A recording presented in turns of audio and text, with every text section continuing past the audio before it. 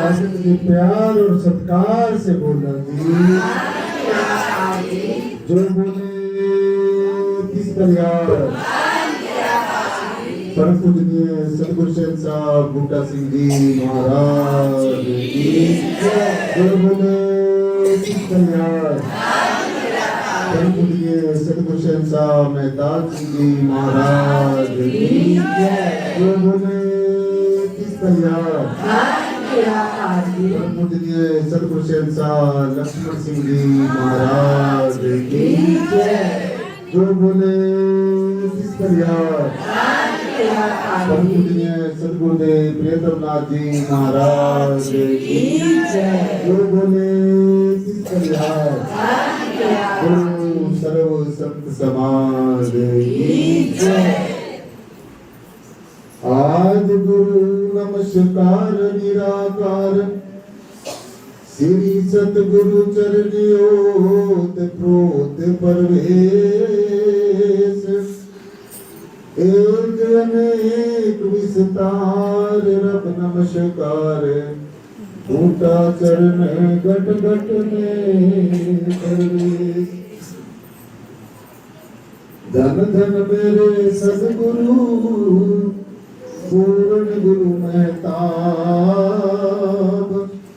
बार बार करो वंदना नमस्कार हर बार बार बार करो वंदना नमस्कार हर बार।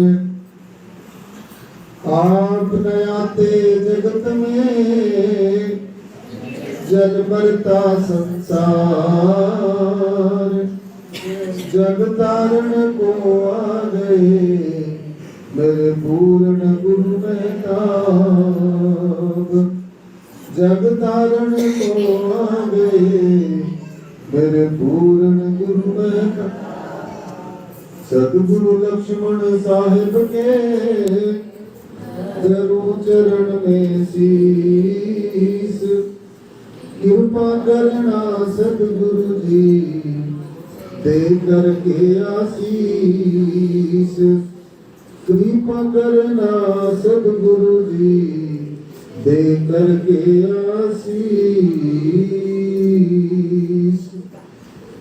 शास्त्र जी प्यार से बोलना जी। आज बड़ा आज का विषय है कि आज निराकारी जागृति मिशन के तत्वावधान में ये जो हर वर्ष की भांति 2 दिवसीय जो कार्यक्रम है जो संत समाज में यहाँ पर कानपुर में मनाया जा रहा है। ये समागम शासक जी निराकारी जागृति मिशन जिसका ये बैनर मेरे पीछे पढ़ रहे हो, जो निराकारी जागृति मिशन का स्थापना दिवस है उसके उपलक्ष्य में ये हर साल इस समागम यहाँ पर मनाया जाता है। आज इस खुशी में शरीक होने के लिए जगह जगह से जो संत महापुरुष यहाँ पर ये ज्ञान चर्चा सुनने और सुनाने के लिए आए हैं। निराकारी जागृति मिशन के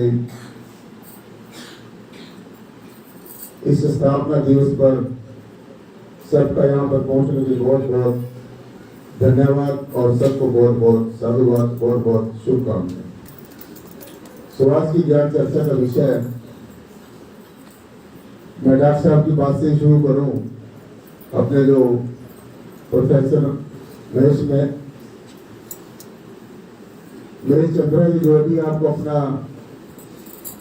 जो है विचार आपको शासन में देकर गए हैं। हमारे जीवन में 2 चीजें इंपॉर्टेंट हैं। देखो, गीत आप सुनते रहते हैं, यूट्यूब पे जितने गीत सुनो बढ़िया से बढ़िया गीत सुन लेते हैं। सत्संग में जो होता है, सत्संग में विचार सुनने के लिए हम आते हैं और विचार में एक बहुत बड़ी शक्ति होती है। विचार के अंदर बहुत बड़ी शक्ति होती है। आज ये विचार ही हैं जो हम अपने संतों महापुरुषों के, गुरुओं के, पीर पैगंबर औलिया अवतारों के बार बार दोहराते हैं, उनकी वाणी को दोहराते हैं, उनके मुखारबिंद से निकले गए जो आशीष वचन हैं उनको हम बार बार याद करते हैं। सुनेश सरबरा जी ने, प्रोफेसर महेश सरबरा जी ने आपको दो बातें बताई, ज्ञान और विज्ञान। देखो, ज्ञान और विज्ञान एक ही सिक्के के दो पहलू हैं। ज्ञान और विज्ञान एक ही सिक्के के दो पहलू हैं। और ये बात हम सब ने अच्छी तरीके से नोट करनी है, भली भांति नोट करनी है।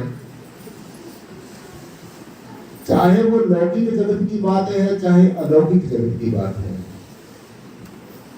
जब तक ज्ञान की कसौटी पे और विज्ञान की कसौटी पे कोई चीज पूरी नहीं उतरती तो आपने उस चीज को कभी भी नहीं मानना चाहिए।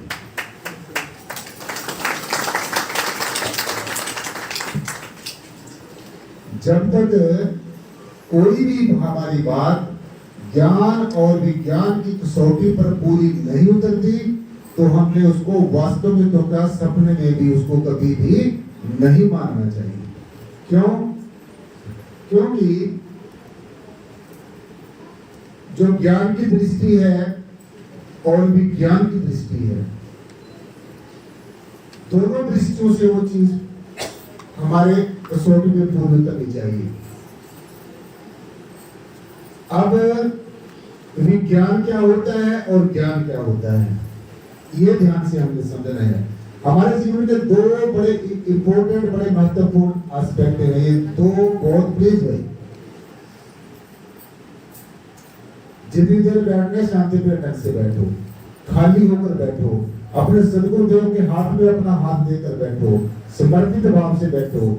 और मैं आपको एक बड़े स्पष्ट तौर से ये बात बताना चाहता हूँ, जब तक आप की दृष्टि में, ये दोनों दृष्टियों में ये बात पूरी नहीं होगी तो आप जितने आंखें बंद करके बैठते रहो, जितनी आंखें खोल कर बैठते रहो, मैं समझता हूँ हमारे जीवन का लक्ष्य पूरा नहीं हो सकेगा। अब मैंने आपको ज्ञान और विज्ञान दो बातें बताई। अब ज्ञान क्या होता है, विज्ञान क्या होता है, ये समझना है। विज्ञान जो है ज्ञान की ही देन है, ना कि ज्ञान विज्ञान की देन है। कहने का भाव, एक नेचुरल साइंस हमारे पास है, नेचुरल साइंस कुदरती, जो स्वतः है, अपने आप है, जिसको हम किसी तरीके से झुठला नहीं सकते। विज्ञान की चीजें, विज्ञान के फॉर्मूलाज, विज्ञान की बातें बदलती रहती हैं। एक साइंटिस्ट ने कुछ खोज की, आगे कोई और साइंटिस्ट आया, उसने अपना और दिमाग लगाया उसके अंदर, उस चीज को और उसने आगे तक उस चीज की खोज की, तो उसको पिछले वाली खोज में और खोज ऐड हो जाती है। लेकिन जो ज्ञान है, जो नेचुरल साइंस है, जो कुदरती विज्ञान है, इसमें ना कुछ घटाया जा सकता है और ना इसमें से कुछ बढ़ाया जा सकता है। पूर्णमद पूर्णमिदं पूर्णात् पूर्णमुदच्यते पूर्णस्य पूर्णमादाय पूर्णमेवावशिष्यते। यानी कि इसका सीधा सीधा अर्थ ये है, इस सारे यूनिवर्स के अंदर ऐसी कौन सी चीज है जो अपने आप में एब्सोल्यूट है और अपने आप में कंप्लीट है। तो अगर आप ज्ञान की दृष्टि से देखें, क्योंकि मैंने बताया ना, विज्ञान की अलग दृष्टि है, ज्ञान की अलग दृष्टि है, लेकिन ये मिली जुली दृष्टि है दोनों। विज्ञान की दृष्टि में थोड़ा हेर फेर हो सकता है, लेकिन ज्ञान की दृष्टि में कोई भी हेर फेर नहीं हो सकता, क्योंकि ज्ञान जो है, जो स्पिरिचुअल नॉलेज है, जो आध्यात्मिक ज्ञान है, वो तीनों के तीन काल में सत्य रहता है। पहले भी सत्य था, अब भी सत्य है और आगे भी सत्य रहेगा। संसार की चीजें मिथ्या हो सकती हैं, संसार का विज्ञान घटता बढ़ता रहता है, तत्वों में चेंज आती रहती है, तो जिस चीज में चेंज आती रहती है उसमें विज्ञान में भी चेंज आती रहती है। क्योंकि विज्ञान जो है हमारा पांचों के पांच तत्वों तक सीमित हो जाता है। देखिए हमारे जो साइंटिस्ट भाई हैं, वैज्ञानिक लोग हैं, हम लोग भी साइंटिस्ट हैं, आप सब साइंटिस्ट हैं, कोई भी ऐसा इंसान नहीं है जो किसी न किसी चीज की खोज नहीं कर रहा है। हर एक इंसान किसी न किसी नई चीज की खोज कर रहा है। अब वो एक अलग विषय है कि वो उस चीज की किस हद तक उस चीज को जानना चाहता है। सो जो ज्ञान जो है, जो ज्ञान जो शब्द है, ध्यान से सुनना है, ज्ञान शब्द सिर्फ और सिर्फ आत्मा के साथ ही जुड़ता है। ज्ञान सिर्फ आत्म तत्व का ही होता है और किसी चीज का ज्ञान नहीं होता है। तो और क्या होता है? आत्म तत्व को छोड़कर, परमात्म तत्व को छोड़कर जितना भी हमें नॉलेज होती है वो सारी की सारी जानकारियां होती है। क्या होती है? जानकारियां होती है। वो ज्ञान नहीं होता, वो जानकारियां होती है। और जानकारियां हमें तत्वों की होती है और जानकारियां बदलती रहती है, लेकिन ज्ञान कभी भी नहीं बदलता है। जैसे अभी प्रोफेसर साहब ने कहा, डॉक्टर साहब ने कहा कि जो ये निराकार है, जो ये शून्य है, जो ये सब कुछ होते हुए भी कुछ नहीं है और कुछ नहीं होते हुए भी सब कुछ है। देखो क्या अद्भुत माया है परमेश्वर की, परमात्मा की, परमतत्व की, अल्लाह की, गॉड की, वाहिगुरु की, जो भी आप अपने अपने नामों से पुकार रहे हैं, इसकी ऐसी अद्भुत माया है कि सब कुछ होते हुए भी कुछ नहीं है और कुछ नहीं होते हुए भी सब कुछ है। तो ये क्या है? ये ज्ञान है। जो कुछ नहीं होते हुए भी सब कुछ है और सब कुछ होते हुए भी कुछ नहीं है। और सबसे अद्भुत बात यह है कि ये जो कुछ नहीं है इसको हम कुछ नहीं कहकर छोड़ देते हैं, इसको हम जानने की कोशिश नहीं करते, इसको कुछ नहीं कहकर छोड़ देते हैं। और ये हमारे इतना नजदीक है, इतना नजदीक है, इतना नजदीक है, इतना नजदीक है कि संसार की कोई भी चीज इतने नजदीक नहीं है। ये जो निराकार ब्रह्म है, ये जो शून्य स्वरूप परमात्मा है, ये जो परम चैतन्य स्वरूप परमात्मा है, ये जो है बना है, ये जो एग्जिस्टेंस है और ये जो हर जगह एग्जिस्ट करता है। कोई भी चीज हर जगह एग्जिस्ट नहीं करती है, सिर्फ ये परम तत्व, ये निराकार, ये ब्रह्म, ये परमात्मा, ये परमेश्वर ही सब जगह एग्जिस्ट करता है, सर्वव्यापी है और इसकी और विशेषता ये सबसे न्यारा है। सो इसलिए जानकारियां इधर उधर से ली गई जानकारियां हम इधर उधर से ले लेते हैं, इकट्ठी कर लेते हैं और हमारे पास जानकारियों का जखीरा हो जाता है, एक कलेक्शन हो जाती है। तो हम ये सोच लेते हैं कि हम एक वैज्ञानिक बन गए हैं। तो जानकारियां उधारी लेने से, दाएं बाएं से, हम बुक्स में से पढ़ के हम एक वैज्ञानिक, कुछ हम अपनी खोज करेंगे, कुछ हम किसी की हुई खोज से प्रेरणा लेंगे तो हम एक वैज्ञानिक बन जाते हैं। लेकिन एक ज्ञानी में और वैज्ञानिक में यह फर्क होता है, एक जो ज्ञानी आदमी होता है वो कभी भी उधारा लिया गया ज्ञान तुम्हारे काम नहीं आएगा। ज्ञान कभी भी उधारा नहीं लिया जा सकता है। और अगर आप दाएं बाएं से इधर उधर से कुछ जानकारियां इकट्ठी करोगे, आप वेदों, शास्त्रों, ग्रंथों, परिषदों, पुराणों, महापुराणों का पठन पाठन करके एक अच्छे वाचिक ज्ञानी तो आप बन सकते हैं, लेकिन ब्रह्म ज्ञानी नहीं बन सकते। आप वेदों, शास्त्रों, ग्रंथों, परिषदों, पुराणों, किसी भी धर्म ग्रंथ को पढ़कर आप एक अच्छे वक्ता बन सकते हैं, लेकिन एक अच्छे अनुभवी पुरुष नहीं बन सकते हैं। इसलिए सूरत सबद दोनों अनुभव रूपा, तू क्यों बड़ा भ्रम के कूपा है जीव। ये जो गुरुमत लाइन का रास्ता है, ये जो स्पिरिचुअलिज्म है, ये जो अध्यात्म है, ये जो वास्तविकता है, और बड़ी खुशी की बात है कि ये जो हमारी भारतीय संस्कृति है, सभी देशों का अपना अपना कल्चर है, सभी देशों का अपना अपना कल्चर, लेकिन जो हमारी भारत की सत्यम शिवम और सुंदरम जो संस्कृति है, जिस संस्कृति से सारे विश्व के देशों ने प्रेरणा ली है। इतिहास में अगर हम इतिहास के पन्ने पलट कर देखते हैं तो अनेकों ऐसे ऐसे उदाहरण मिलते हैं, अनेकों ऐसे ऐसे हमें उदाहरण मिलते हैं कि बहुत लोगों ने हमारे भारत से, हमारी भारत की संस्कृति से प्रेरणा ली है। और अभी भी आप देखते हैं बाहर के दूसरे देशों के विदेशों से लोग हमारे देश में अध्यात्म को सीखने के लिए आते हैं, पढ़ने के लिए आते हैं, अनुभव करने के लिए आते हैं। इसलिए आपके बड़े अहोभाग्य हैं साथ संगत जी कि आपने ऐसे भारत के अंदर जन्म लिया है जो सारे विश्व का गुरु रहा है भारत, खासकर अध्यात्म के क्षेत्र में।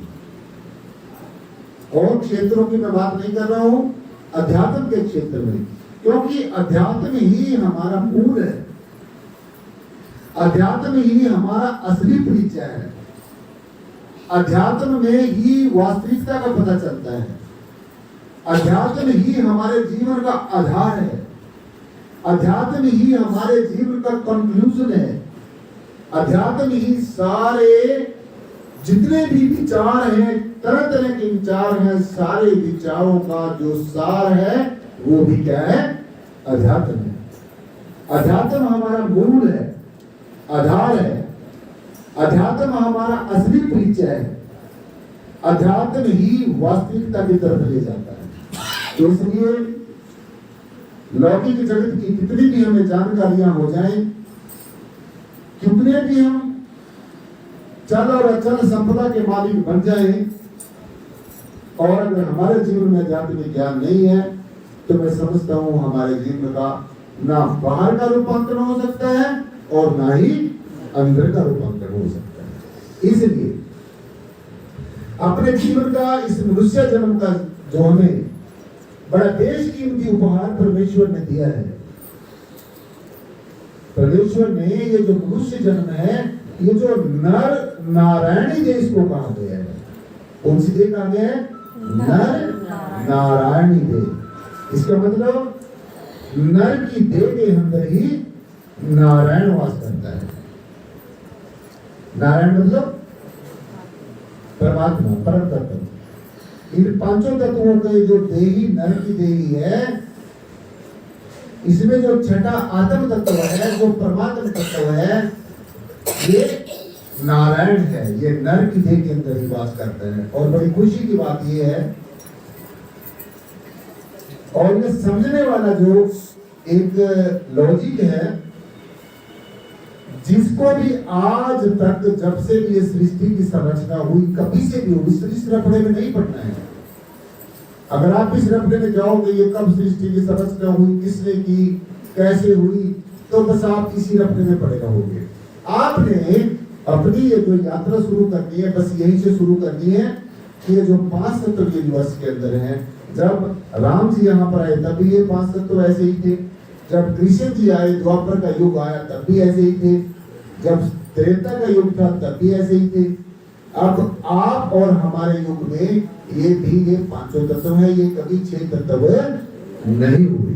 तो बस यहीं से ही अपनी यात्रा शुरू करो, तब तो आप कंक्लूजन पे पहुंचोगे। आपके पास इतना समय नहीं है कि आप एक एक तत्व को पकड़कर उसकी बिल्कुल रूट लेवल से उसकी खोज करेंगे। तो मैं ऐसा समझता हूँ कि आप एक तत्व भी खोज की सारे जीवन में नहीं कर सके।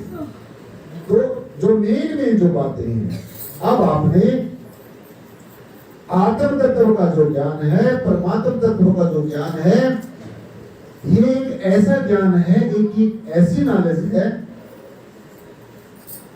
सारी दुनिया के जितने भी सब्जेक्ट्स हैं, चाहे वो कोई भी एबीसी कोई भी सब्जेक्ट है, जितने भी संसार के सब्जेक्ट्स हैं, एबीसी कोई भी सब्जेक्ट है, तो वो सब्जेक्ट को, जितने भी सब्जेक्ट्स हैं, जितने विषय हैं, उन सारे विषयों का ज्ञान एक तरफ और आत्मा का ज्ञान एक तरफ।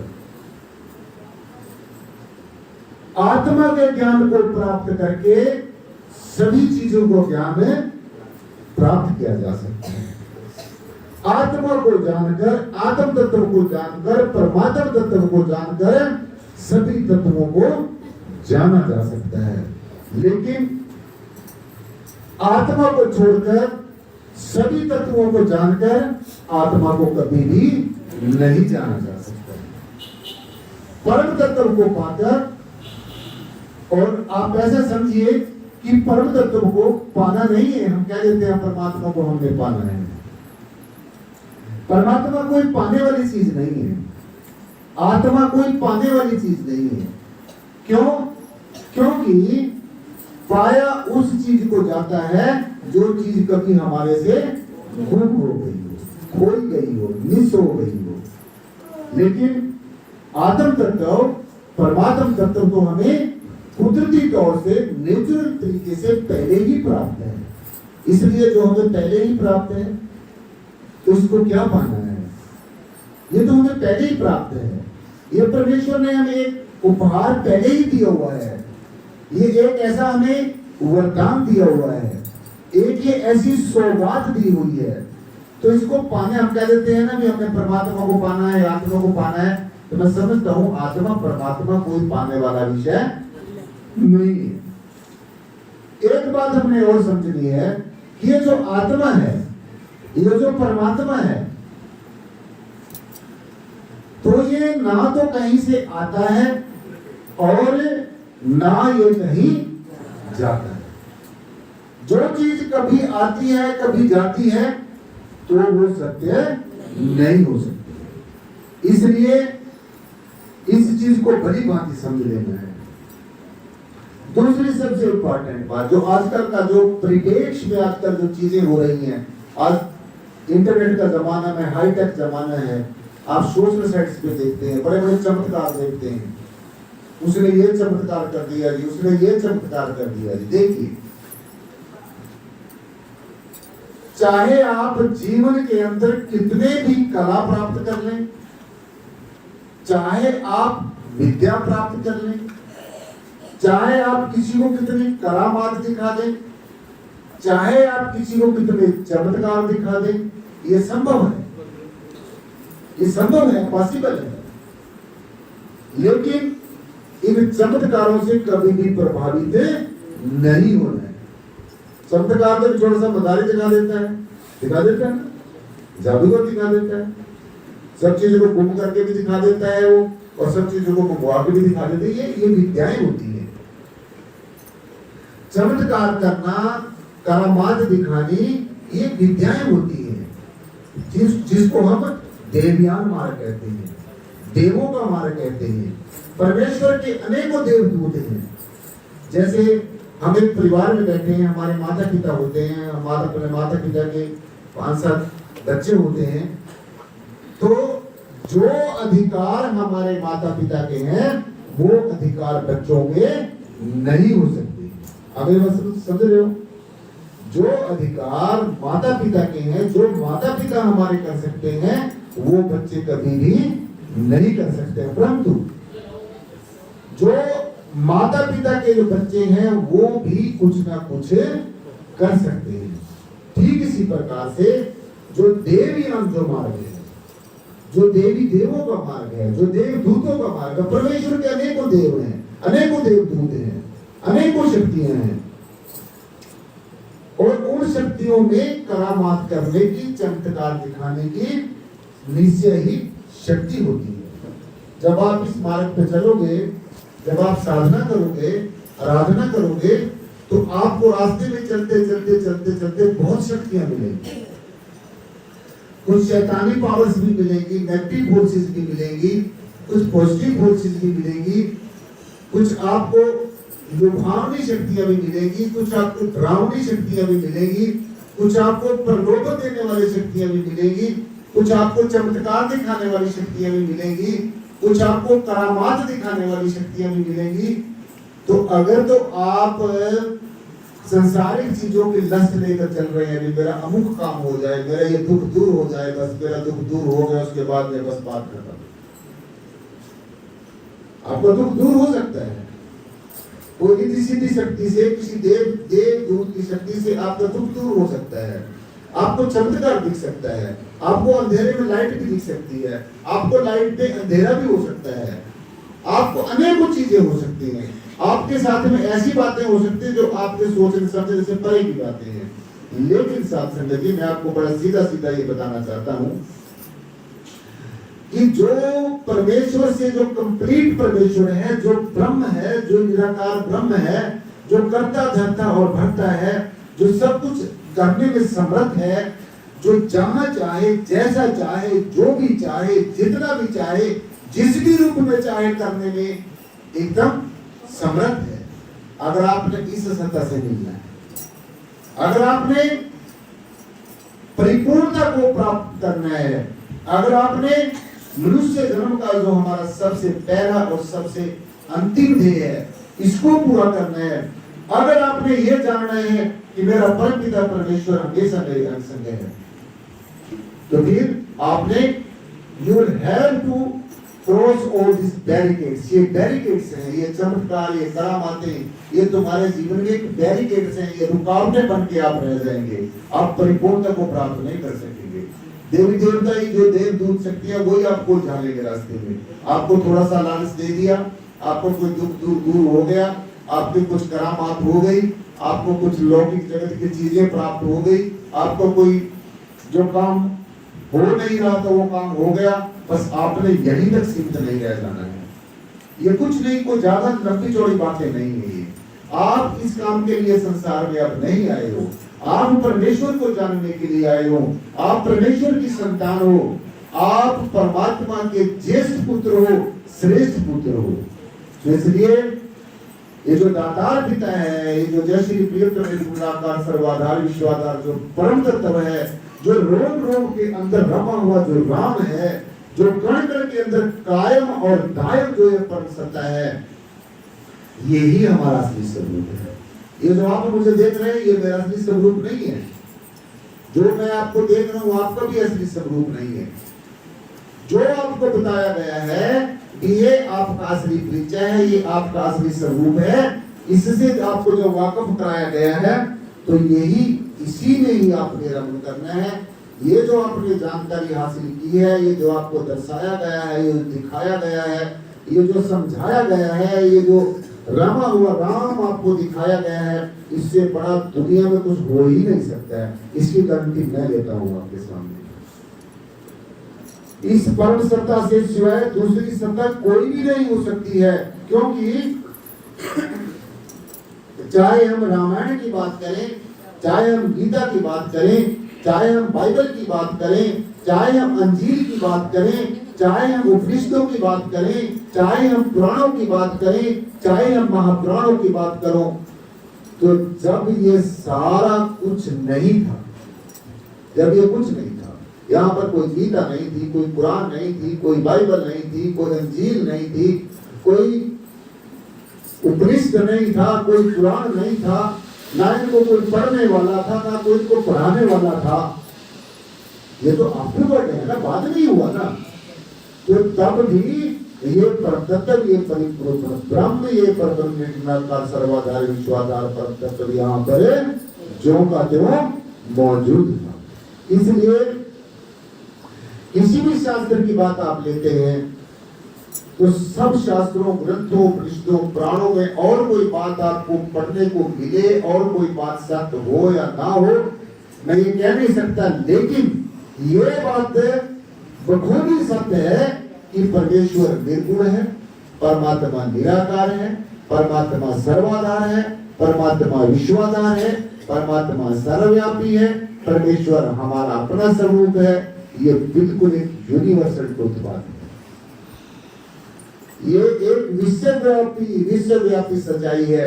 दुनिया का कोई भी शास्त्र ग्रंथ, उपनिषद, पुराण, गीता, कुरान, बाइबल, अंजील, कोई भी वेद, कोई भी जितने भी हमारे धर्म शास्त्र हैं और जितने भी हमारे धर्माचार्य हैं, हमारे धर्म गुरु हैं, कोई इस बात को नकार नहीं सकता कि परमात्मा निराकार नहीं है।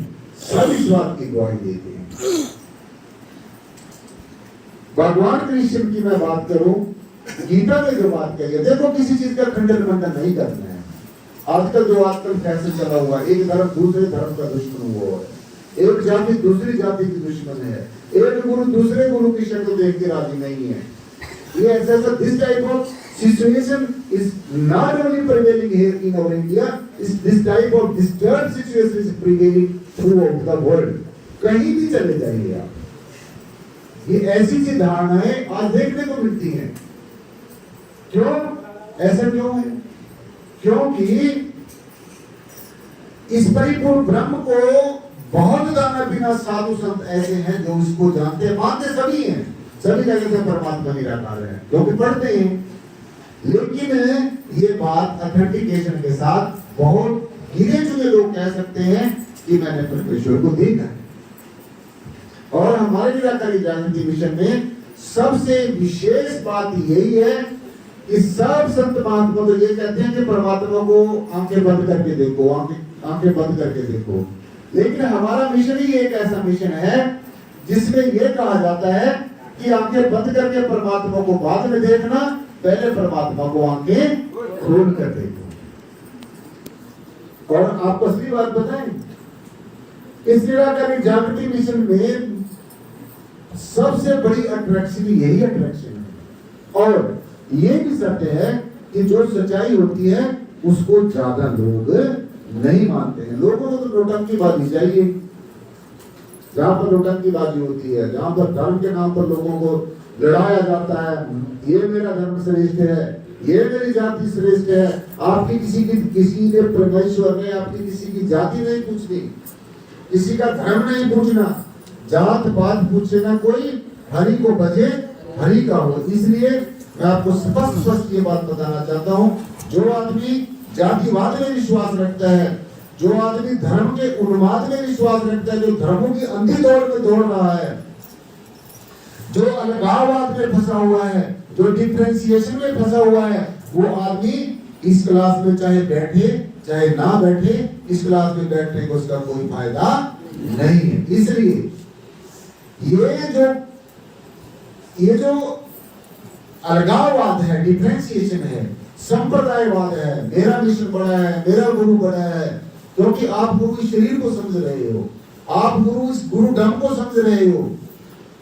जब आप इन चीजों से ऊपर उठ जाओगे, जब आप वास्तविकता से रूबरू हो जाओगे, तो तब इन धर्मों के, जातियों के, वर्णों के, संप्रदायों के, रंग के, रूप के, आकार के, तरह तरह की विसंगतियों के, इनसे जब तक आप ऊपर नहीं उठोगे तो आप 84 लाख जन्म तो क्या हजारों लाख जन्म भी आप ले लें, तब भी ना आप परमेश्वर के हो सकेंगे और ना परमेश्वर तुम्हारा हो सकेगा। इसलिए अगर आपने परमेश्वर के साथ दोस्ती करनी है, परमात्मा के साथ दीवानगी करनी है, परमात्मा को अपना दोस्त बनाना है, तो आपको इन चीजों से ऊपर उठना पड़ेगा।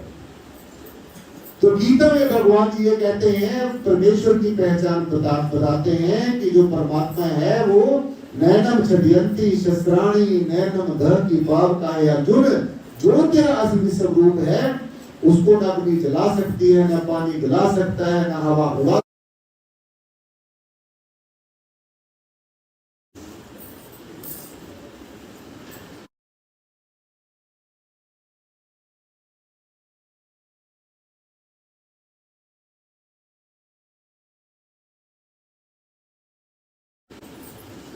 ये पहचान है। तो जब हम गीता पढ़ते हैं, किसी चीज का खंडन मंडन नहीं करना। जैसे आज एक फैशन चला हुआ है, इस शास्त्र में ये लिखा है, उस शास्त्र में ये लिखा है। अरे कुछ ना कुछ अच्छा भी लिखा होगा भाई शास्त्र में, चलो कोई गलत भी लिखा होगा, कुछ अच्छा भी लिखा होगा, तुमने अच्छाइयों को ग्रहण करना है। जो हंस रीति होती है ना, हंस रीति रखनी, अपनी काग रीति नहीं रखनी। जैसे कौवा होता है ना, उसको चाहे जितना भी आप कहीं पर पकवान खिलाते रहे, उसने लास्ट में जाके गंदगी में ही अपनी चोट मार दी। होता है ना ऐसा।